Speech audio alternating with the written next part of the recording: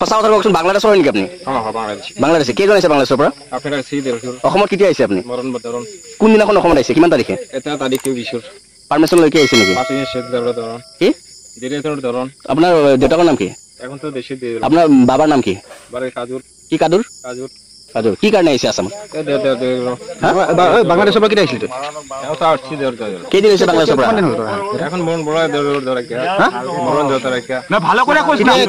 बांग्लादेश कब आया? बांग्लादेश से कब आया असम? कब आया?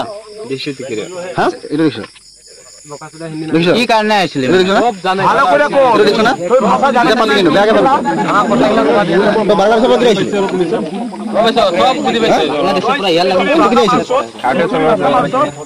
ডকুমেণ্টছ কিবা আছে? ডকুমেণ্টছ একো নাই। আপোনাৰ লগৰ হয় ন? এইটো লগৰ হয়? আপোনাৰ দুজনে বাংলাদেশৰ পৰা আহিছে? দুজনে আহিছে বাংলাদেশ। আপুনি ক'ৰ পৰা আহিছে? বাংলাদেশৰ পৰা আহিছে? এইটো নহয় পাগল। ক'ত? কি নাম? ক'ৰ পৰা আহিছে? কি হয়? কি নাম? কি নাম?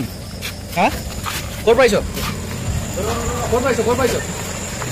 হা? হয়, আমি মানে টিভি চাই আছিলোঁ। তাৰপিছত অলপ কাৰেণ্ট যোৱাৰ কাৰণে আমি মানে ওলাই আহিছিলোঁ। হঠাৎ কাৰেণ্ট আহিলে। আমাৰ দলঙৰ ফালে গৈ আছিলোঁ আমি খোজকাঢ়ি। তেতিয়া হ'ল কি আমি লক্ষ্য কৰিলোঁ যে এজন মানুহ মানে মন্দিৰৰ ভিতৰত সোমাইছে। আমি ভাবিছোঁ গাঁৱৰ মানুহটো কোনো নোসোমাই, আমাৰতো বাউণ্ডেৰী এনেকৈ বান্ধাই থাকে। তাৰপিছত আৰু চালোঁ কোন হয়।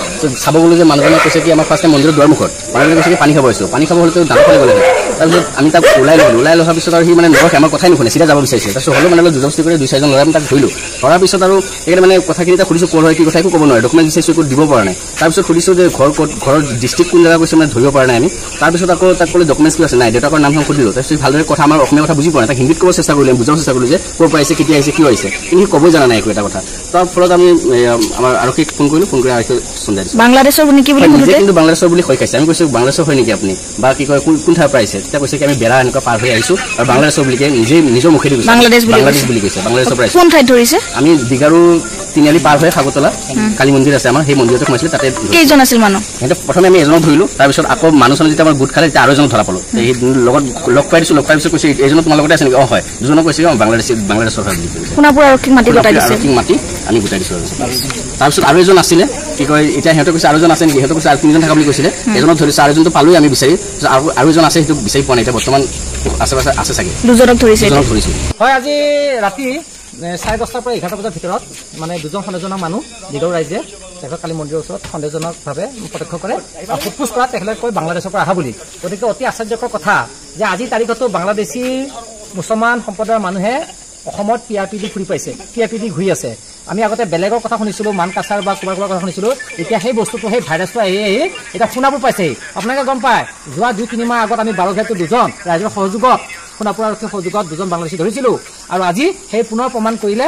আৰু শুনক, আৰু এজনে কৈছে, কিছুমান মানে কৈছে এজন মেণ্টেল, সেইটো মেণ্টেল নহয়। যদি মেণ্টেল হ'লহেঁতেন ইমান দূৰৰ পৰা কেনেকৈ আহি কেনেকৈ মন্দিৰত সোমালেহেঁতেন, এইবিলাক তেনেকুৱা মানে এটা চতুৰামি। গতিকে এইবিলাক ক্ষেত্ৰত চৰকাৰে কঠোৰতমভাৱে দমন কৰিব লাগিব। সোণাপুৰ আৰক্ষী থানাক আহ্বান জনাইছোঁ, আপোনালোকে এই ক্ষেত্ৰত মানে সম্পূৰ্ণৰূপে আপোনালোকে ইয়াত মানে ইনকুৱাৰী কৰি এনেকুৱা কঠোৰতে দমন কৰক। নেক্সট যাতে এনেকুৱা ধৰণৰ মানুহ আহি ইয়াত এতিয়া আমাৰ সন্দেহ হয় এইসকল কোনোবা পাকিস্তানী বা বাংলাদেশৰ বা চাইনাৰ জেহাদী শ্লিপাৰ চেলো হ'ব পাৰে, আমাৰ সন্দেহ হয়। গতিকে ইণ্টাৰগেট কৰক। সোণাপুৰ আৰক্ষীক আহ্বান জনাইছোঁ, আপোনালোকে তদন্ত কৰি ইয়াৰ মানে অতি সোনকালে কিবা এটা কৰক। নহ'লে ডিমৰীয়াখন অতি সোনকালে ইছলামিক ৰাষ্ট্ৰৰ এটা পাৰ্ট হ'বলৈ গৈ আছে। কিন্তু আপোনালোকে গমেই পাইছে ৰিচেণ্টলি কলচুতলি কেনেকুৱা ঘটনা হৈ আছে, কেনেকুৱা ধৰণৰ হৈ আছে। এভেকশ্যন কৰাৰ পিছতো তেওঁলোকে একো কৰা নাই, উঠি যোৱা নাই। সেইদিনাখন মাননীয় মুখ্যমন্ত্ৰী মহোদয় অহাৰ পিছতো তেওঁলোকে হেৰি কৰিছে। গতিকে এই ক্ষেত্ৰত আমি সচেতন নাগৰিক হিচাপে, আমি ডিমৰীয়াবাসী খিলঞ্জীয়া হিচাপে আমাৰ খিলঞ্জীয়া এটা দাবী, আমাৰ বাংলাদেশী মুক্ত, আমাৰ ডিমৰীয়া লাগে, অসম লাগে, ভাৰতবৰ্ষ লাগে। সঁচা কথা কওকচোন, বাংলাদেশৰ নেকি আপুনি? বাংলাদেশী। কেইজন আহিছে বাংলাদেশৰ পৰা? অসমত কেতিয়া আহিছে আপুনি? কোনদিনাখন অসমত আহিছে, কিমান তাৰিখে? পাৰ্মিশ্যন লৈকে আহিছে নেকি? কি? আপোনাৰ দেউতাকৰ নাম কি? আপোনাৰ বাবাৰ নাম কি? কি কাদুৰ? কাদুৰ। কি কাৰণে আহিছে আসামত? বাংলাদেশৰ পৰা কেতিয়া আহিছিল? কেইদিন হৈছে বাংলাদেশৰ পৰা?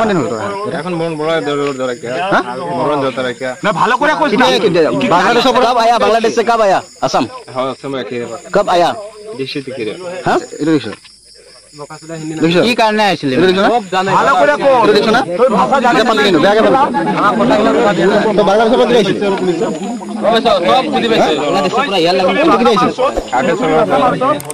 ডকুমেণ্টছ কিবা আছে